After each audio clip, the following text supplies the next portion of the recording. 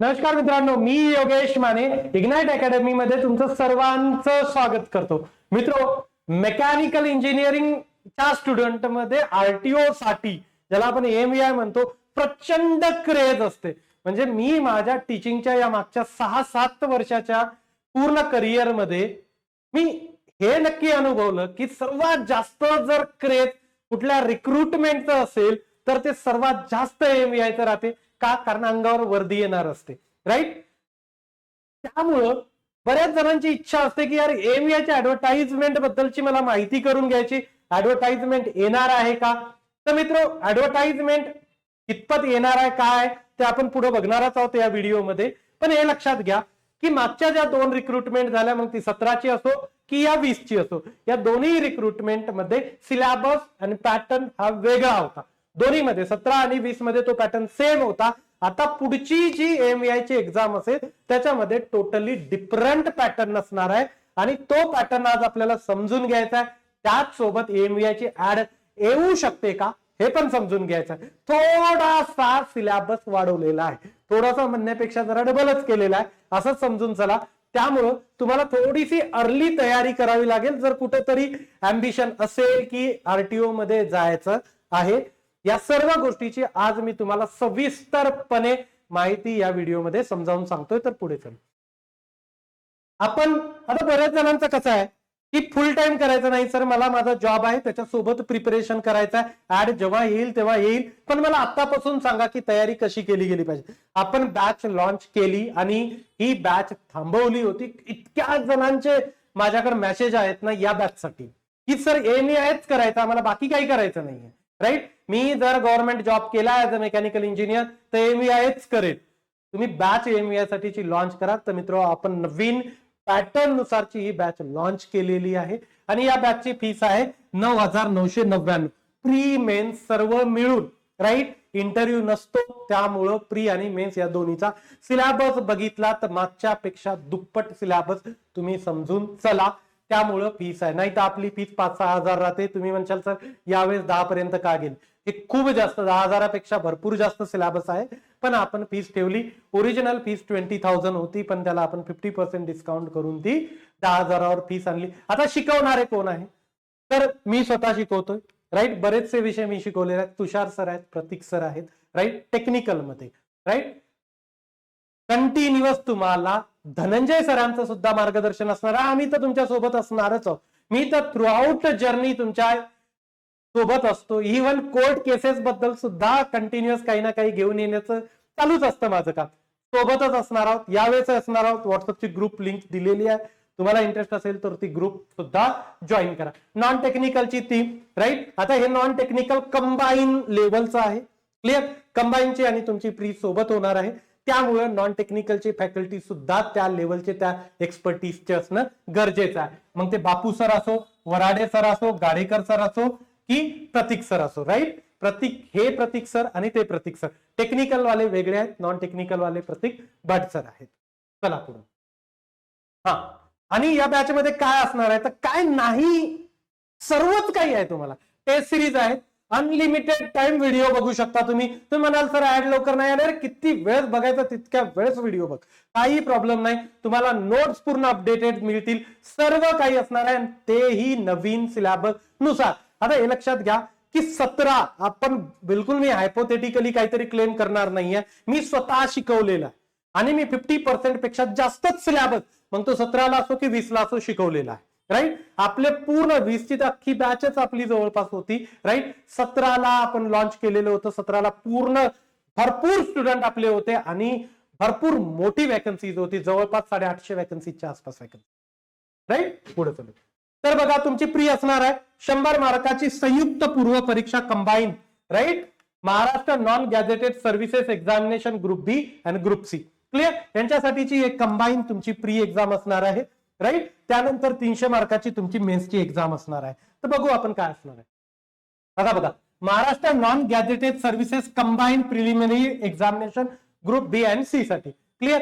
प्रश्न संख्या किती असणार आहे? 100, एकूण गुण 100, राईट. 1 तास तुम्हाला परीक्षेचा कालावधी असणार आहे, क्लिअर. आणि एमसीक्यू टाइप मध्ये तुमची एक्झाम असणार आहे. ओके, 1/4 निगेटिव्ह आहे, 1/4 निगेटिव्ह आहे, बाकी काही नाही, बाकी नॉर्मल आहे. ओके, आता बघा काय काय विषय आहे. एक तर सामान्य क्षमता चाचणी रिझनिंग, याला म्हणू शकतो आपण. इतिहास, हिस्ट्री, ओके, भूगोल, जिओग्राफी, अर्थव्यवस्था, इकॉनॉमी पूर्ण. त्यानंतर चालू घडामोडी, करंट अफेअर, राज्यशास्त्र, पॉलिटी, सामान्य विज्ञान, जनरल सायन्स, राईट, अंकगणित मतलब ऍप्टिट्यूड वगैरे टाइप मध्ये समजून चला, बुद्धिमत्ता चाचणी, ओके, रिझनिंग वगैरे. म्हणजे हे तुमचं सर्व काही काय राहिलं याच्यामधलं. करंट अफेअर आलं, जीएस-जीके आलं, एप्टी रिझनिंग आलं, सर्व काही आलेलं आहे. हिस्ट्री आलं, पॉलिटी आलं, जिओग्राफी आलेलं आहे, सायन्स आलेलं आहे. काय राहिलं, सर्व कव्हर आहे. क्लिअर, म्हणजे पूर्ण तुम्ही हे समजावून चला. कंबाईन एमपीएससी वगैरे लेवलचे क्वेश्चन चांगलेच येतात, हे लक्षात घ्या. प्रीला दोन्ही मागच्या पेपरमध्ये क्वालिटी क्वेश्चन्स आले होते आणि यावेळेस सुद्धा येते. क्लिअर, आणि रिझनिंगचे सुद्धा, एफटीचे सुद्धा क्वेश्चन लंबे लंबे येतात, त्यामुळे तयारी चांगली करावी. पुढं आता बघा, Maharashtra non gazetted services mains examination group C assistant motor vehicle inspector mains exam. आता याच्यामध्ये पॅटर्न चेंज झाला. आरटीओ एक अशी एक्झाम होती ना की ती काय करायची, पहिले तुम्हाला प्रत्येक सब्जेक्ट द्यायचे. म्हणजे तुम्हाला थर्मोचे 20 क्वेश्चन येणार, राईट, 40 मार्क्स. आमचे 15 क्वेश्चन 30 मार्काला. आयसी इंजिन 15 क्वेश्चन, ज्याला ऑटोमोबाईल इंजिन म्हणतो, 30 मार्कात. आयएससी 10 क्वेश्चन 20 मार्काचे. हायड्रॉलिक मशिनरी 10 क्वेश्चन 20 मार्काला. त्यानंतर फ्लूइड मेकॅनिक्स 20 क्वेश्चन 40 मार्काला. प्रोडक्शन मटेरियल सायन्स 20 क्वेश्चन 40 मार्काला. हे मागच्या वेळेस सुटसुटीत दिलेलं होतं. यावेळेस त्यांनी टॉपिक दिले, सब्जेक्टचे नावं दिले, ओके, आणि त्याच्यावरचे क्वेश्चन्स किती येणार हे सध्या तरी माहिती नाही. पुढे जर काही याच्याबद्दलची माहिती आली तर मी ते तुम्हाला पोहोचवतो. तर आपल्याकडे क्वेश्चन्स किती असणार आहेत, 150. पहिला पण 150चा होता 300 मार्क्स साठी, राईट. तर आता याच्यामध्ये 150 मध्ये 1/4 निगेटिव्ह आहे. क्लिअर, 1.5 तासाचा कालावधी असणार आहे तुमच्याकडे. 150 क्वेश्चन 1.5 तासामध्ये. स्पीड चांगला लागेल, ढासू स्पीड लागेल. क्लिअर, स्ट्रेंथ ऑफ मटेरियल पूर्ण आहे. फॉर्म काय पूर्ण आहे. क्लिअर, म्हणजे stress, strain, theories of failure, bending stresses, shear stresses, torsion, principal stresses, deflection, SFD, BMD, theories of column principal आणि प्रेशर वेसल पूर्ण. मॅन्युफॅक्चरिंग प्रोसेसेस पूर्ण आहे. क्लिअर, मॅन्युफॅक्चरिंग पूर्ण करावं लागतं. इव्हन बघा, बरेच वेळेस काय होतं की कास्टिंग वेल्डिंग मेन्शन नसतं, पण आपल्याला वरवरून कास्टिंग वेल्डिंग पण करावं लागतं. आरटीओला सगळ्यात जास्त मेकॅनिकल मध्ये कट ऑफ जात असेल तर तो आरटीओचा जातो. त्यासाठी तुम्हाला व्यवस्थितपणे करणं अत्यंत गरजेचं असतं. एखादा टॉपिक नसला तरीही त्याचं प्रिपरेशन करावं लागतं. काय काय दिलं याने, engineering materials and their properties, म्हणजे फेरस नॉन फेरस मटेरियल वगैरे सर्व. Metal cutting processes, heat treatment पण करावं लागतं, लक्षात घ्या. मेटल कटिंग प्रोसेस, राईट, त्याच्यामध्ये turning, drilling, milling, right, boring, broaching, finishing and super finishing, plastics and their processing, metal joining, right, process, म्हणजे याच्यामध्ये त्यांनी वेल्डिंगचं नाव घेतलं. मेटल जॉईनिंग म्हणजे करावंच लागेल. Clear, NC, CNC, non conventional machining methods. Clear, सब करना है बाबा. क्लिअर, कास्टिंग सोडायचं का, तर वरवरून कास्टिंग पण करावं लागतं. एखादा सोपा क्वेश्चन आला तर तो जमायलाच हवा.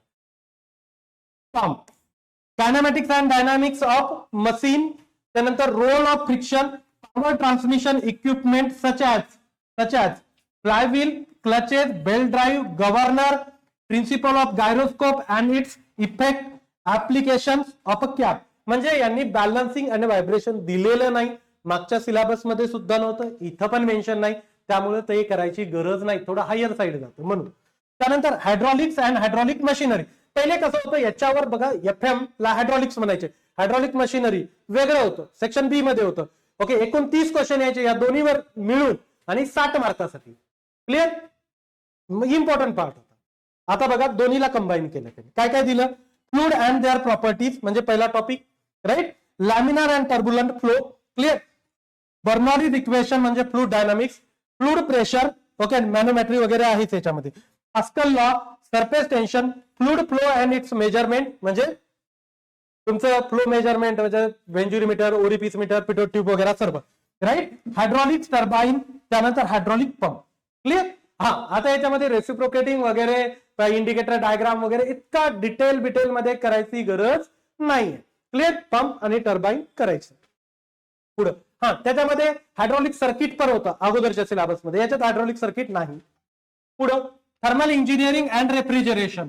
आता त्यावेळेस पण थर्मल इंजिनिअरिंग सेपरेट होतं, रेफ्रिजरेशन सेपरेट होतं. दोन्ही मिळून 30 क्वेश्चन 60 मार्कासाठी. क्लिअर होतं. आता बघा दोन्हीला एकत्र केलं, थर्मल आणि आरएसी आहे दोन्ही सिलेबस मध्ये. मी म्हटलं ना स्कोप वाढवला, तुमचा सिलेबस वाढवला गेला. Clear. Sources of energy conventional and non conventional हे पण मागच्या वेळेस होतं. Law of thermodynamics, principle and working of heat engine हे पण होतं. एअर कॉम्प्रेसर मेन्शन केलं, म्हणजे सेंट्रिफ्युगल आणि ऍक्सियलची थिअरी माहिती असणं गरजेचं आहे. फार डिटेलमध्ये नाही, पण वरवरून माहिती असणं गरजेचं. रेसिप्रोकेटिंग पूर्ण करावं लागतं. Air standard cycle, right, Otto Diesel dual त्याला म्हणतो. Vapour and gas power cycle हे मागच्या वेळेसही होतं. Refrigeration and heat pump, vapour compression cycle, absorption cycle, refrigeration system करावं लागेल पूर्ण. Okay. Industrial engineering and management मागच्या वेळेस पण होतं. Type of management and organisation and their functions, industrial act, type of production, plant layout, process planning, work study, statistical quality control आणि metrology. इथं metrology आहे, right. Metrology and inspection production मध्ये नाही तर इंडस्ट्रियल इंजिनिअरिंग मध्ये mention आहे. मागच्या वेळेसही सेम पॅटर्न मध्ये होता. क्लिअर. त्यानंतर power developing system and construction. आता हे थोडस ऑटोमोबाईल टाइप मध्ये. क्लिअर.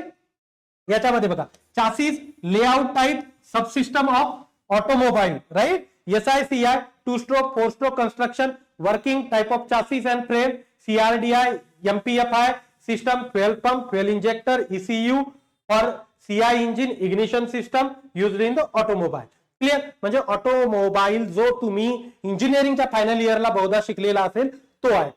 क्लिअर. हा प्री मध्ये होता. मागच्या वेळेस जे रिसेंट ट्रेड इन ऑटोमोबाईल्स म्हणतो ना, तिथं प्री मध्ये याचा अभ्यास करायला लागायचा. आता मेन्स मध्ये त्यांनी त्याला ऍड करून टाकलं. क्लिअर. कुलिंग अँड ल्युब्रिकेशन हा पण एक ऑटोमोबाईलचा पार्ट आहे, राईट. भरपूर मोठा स्कोप दिला याचा. क्लिअर. आयसी इंजिन मध्ये पण कुलिंग अँड ल्युब्रिकेशन लागायचं, पण सेपरेट एक सब्जेक्ट टाइप दिलेला आहे त्यांनी. Cooling system of a cooling system, purpose, type of cooling system, त्यानंतर troubles and their remedies for a cooling system, lubrication system, types of lubrication system, multi viscosity oil, chassis lubrication, engine lubrication, type of lubricating systems, right. Then crankcase ventilation, engine lubrication, troubles and remedies. Clear. म्हणजे cooling and lubrication पूर्ण. वर automobile याच्यापर्यंत आता भरपूर cover झालं. Transmission system हा पण एक ऑटोमोबाईलचा पार्ट आहे.